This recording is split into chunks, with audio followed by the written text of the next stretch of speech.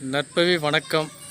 நாம் இன்று இருப்பது பார்த்திங்கன்னா ஆத்தூர் கடலங்குடி ஜமீனுக்கு பாத்தியப்பட்ட ஒரு ஆலயம். சொர்ணபுரீஸ்வரர் அம்பாள் பேர்